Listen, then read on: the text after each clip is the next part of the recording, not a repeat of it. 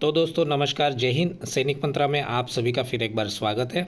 आज के इस वीडियो में बहुत इंपॉर्टेंट सी चीज़ें मैं आपको बताने वाला हूं जो हर एक ऑन सर्विस फौजी भाइयों के लिए और पेंशनर भाइयों के लिए भी और उनके परिवार के लिए बहुत ज़्यादा इंपॉर्टेंट है। इस वीडियो में मैं आपको बताऊंगा कि किस तरह से आप बिल्कुल फ्री में 1 करोड़ तक का इंसिडेंटल इंश्योरेंस ले सकते हैं, 50 लाख तक के डिसेबिलिटी बेनिफिट ले सकते हैं, एयर एक्सीडेंट के बेनिफिट ले सकते हैं और इसके अलावा भी बहुत सारी सुविधाएं आप ले सकते हैं फ्री में। इसके लिए आपको क्या करना होगा, कैसे क्लेम होगा, किस तरह से आप फ़ायदा उठा सकते हैं, सारी चीज़ें मैं आपको बताऊंगा। तो स्क्रीन पे देखिए, आपको ये एक लेटर दिखाई दे रहा है। ये लेटर आर्मी हेडक्वार्टर को दिया गया है। हर साल डिफेंस पर्सनल भाइयों के जो डीएसपी अकाउंट होते हैं, यानी कि डिफेंस सैलरी पैकेज अकाउंट होते हैं, उसका एमओयू रिव्यू होता है, उसके एग्रीमेंट जो होते हैं रिन्यू होते हैं और उसके तहत उसके बेनिफिट्स भी चेंज किए जाते हैं। और मैं यहाँ पर आपको आगे बढ़ने से पहले बता देता हूँ, अगर आप ऑन सर्विस हो तो मैक्सिमम आपके पास डीएसपी अकाउंट होंगे, चाहे किसी भी बैंक के हो। सभी बैंक्स की जानकारी मैं यहाँ पर देने वाला हूँ। लेकिन अगर आप पेंशनर हो तो बहुत सारे फौजी भाई अपने पेंशन अकाउंट को डीएसपी अकाउंट में कन्वर्ट कराना भूल जाते हैं। तो सबसे पहले आपने क्या करना है, बैंक में जाना है और मैनेजर से मिलकर उनको बताना है कि भाई मेरा जो ये पेंशन आ रहा है मेरे अकाउंट में, अगर ये डीएसपी अकाउंट नहीं है तो इसको डीएसपी पेंशन अकाउंट में कन्वर्ट करके दीजिए। अगर ये अकाउंट आपका कन्वर्ट किया हुआ नहीं है तो आपको कोई भी बेनिफिट ज़रूरत पड़ने पर नहीं मिलेगा। इसलिए कृपया इसको जल्द से जल्द पेंशन डीएसपी अकाउंट में कन्वर्ट करा लीजिएगा।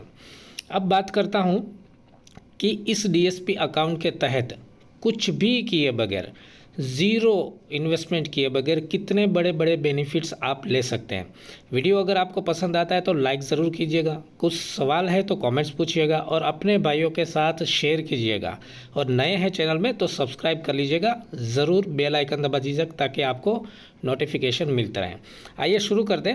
सबसे पहले यहाँ पर देखिए, मैं आपको बताता हूँ जिन भाइयों के पास डीएसपी अकाउंट है उनके मेजर बेनिफिट्स, यानी कि एक्सीडेंटल डेथ अगर किसी की होती है तो क्या क्या बेनिफिट्स मिलते हैं। तो यहाँ पर टॉपिक नंबर 5 में आप देख सकते हैं, personal accident insurance on death of DSP account holder.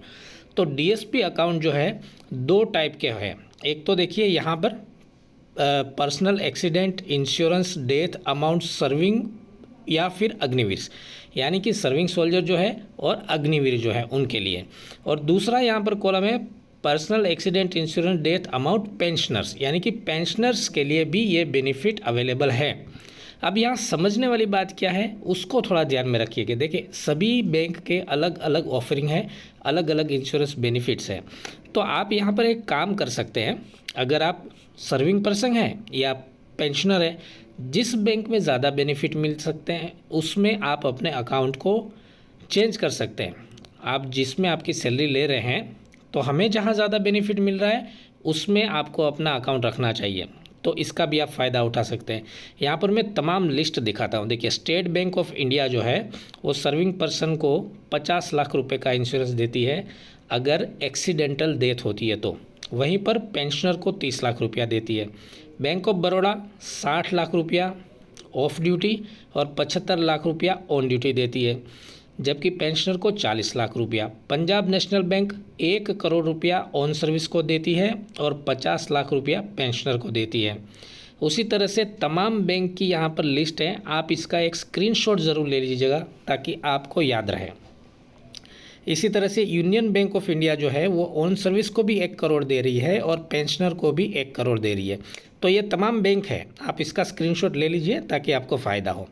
ये हो गई बात कि एक्सीडेंटल इंश्योरेंस अगर एक्सीडेंट होता है तो कितना मिलता है। दूसरे पार्ट में हम जाते हैं, इसका भी आप एक स्क्रीनशॉट ले लीजिएगा, ये भी सारी बैंकों का लिस्ट है।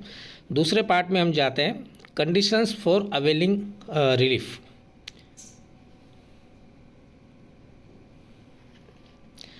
यहाँ पर जब हम एक्सीडेंटल डेथ की बात करते हैं तो ध्यान रखना है, natural deaths and suicide not covered, मतलब कि किसी की अगर कुदरती तौर पे मृत्यु हो जाती है या फिर उनका सुसाइड केस होता है तो उसमें ये इंश्योरेंस कवर नहीं होता है, सिर्फ एक्सीडेंटल केसेस में ही कवर होता है। टॉपिक नंबर 7 में हम देखेंगे तो personal accident insurance on disability of DSP account holders, ये मुद्दा थोड़ा अलग है।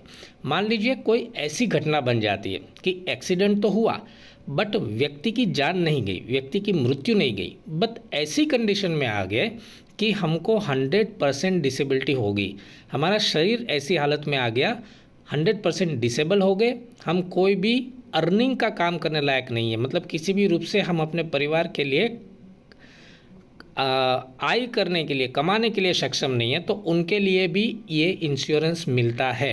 तो यहाँ भी फिर से 2 कॉलम है, देखिए, सर्विंग पर्सन के लिए और अग्निवीर के लिए और एक पेंशनर के लिए।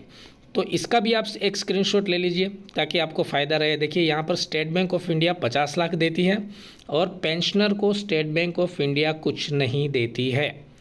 बैंक ऑफ बड़ौदा 60 लाख तक देती है और पेंशनर को 40 lakh. Punjab national bank on service को 1 करोड़, पेंशनर को 50 लाख। इस तरह से सभी बैंकों के यहाँ पर लिखे हुए, यहाँ भी नीचे देखेंगे आप तो पंजाब एंड सिंध बैंक जो है वो 1 करोड़ तक डिसेबिलिटी बेनिफिट देती है ऑन सर्विस को और 1 करोड़ तक का बेनिफिट पेंशनर को भी देती है। तो ये स्क्रीनशॉट ले लीजिए आप ताकि आपको सभी बैंकों का लिस्ट जो है याद रहे और ज़रूरत पड़ने पर आपको पता हो कि क्या क्या बेनिफिट मुझे मिलते हैं। ये 2 बेनिफिट हो गए, एक तो एक्सीडेंटल और एक होता है डिसेबिलिटी, एक डेथ होने पर और एक डिसेबिलिटी होने पर। अब यहाँ पर कंडीशन देखिएगा, डिसेबिलिटी बेस्ड और percentage amount mentioned about is for 100% disability, मतलब 100% डिसेबिलिटी आपकी साबित होनी चाहिए और उसका बाकायदा मेडिकल सर्टिफिकेट भी आपके पास होना चाहिए, तब आप ये बेनिफिट ले सकते हो। तीसरा बेनिफिट है एयर एक्सीडेंट इंश्योरेंस। मान लीजिए आप हवाई यात्रा कर रहे हैं और उसमें कुछ दुर्घटना होती है तो उसके लिए भी इंश्योरेंस है। यहाँ पर देखिए person air accident insurance amount, तो एसबीआई बैंक जो है 1 करोड़ तक का इंश्योरेंस देती है, लेकिन शर्त यह है कि आपने जो टिकट परचेस किया है वो डेबिट कार्ड के थ्रू प्राइवेट एयरलाइन में परचेस किया होना चाहिए। तो तकरीबन जितनी भी बैंक्स यहाँ पर एयर कवर दे रही है उसमें सभी में ये लिखा है कि डेबिट कार्ड के थ्रू आपने परचेस किया होना चाहिए। तो यहाँ भी एक समझने वाली बात है कि जब भी आप एयर ट्रैवलिंग करते हैं, टिकट खरीदते हैं, तो हमेशा अपनी हैबिट बना के रखिए, कैश में आप टिकट मत लीजिए, अपना डेबिट कार्ड यानी कि जो एटीएम कार्ड है उसके थ्रू ही आप स्वाइप करके टिकट खरीदिए ताकि ये प्रूफ के लिए अपने पास साबित हो सके। तो इस वीडियो को ज़्यादा से ज़्यादा शेयर कीजिएगा। तीनों बेनिफिट्स मैंने आपको बताए हैं और इसके अलावा भी कई सारे अदर बेनिफिट्स हैं, जैसे कि सैलरी अकाउंट के लिए एड ऑन कवर और क्या क्या चीज़ें आप इसमें ऐड कर सकते हैं, उसके बारे में पूरी पीडीएफ है। वीडियो बहुत ज़्यादा लंबा हो जाएगा इसलिए मैं नहीं बता रहा हूँ इस वीडियो में, लेकिन अगर आपको इंटरेस्ट है ये सब चीज़ें जानने में तो कमेंट्स ज़रूर कीजिएगा कि अदर बेनिफिट्स के बारे में बताइए। आप कमेंट्स में लिखिएगा अदर बेनिफिट, तो हम इसके लिए पार्ट 2 वीडियो भी लेकर आएंगे।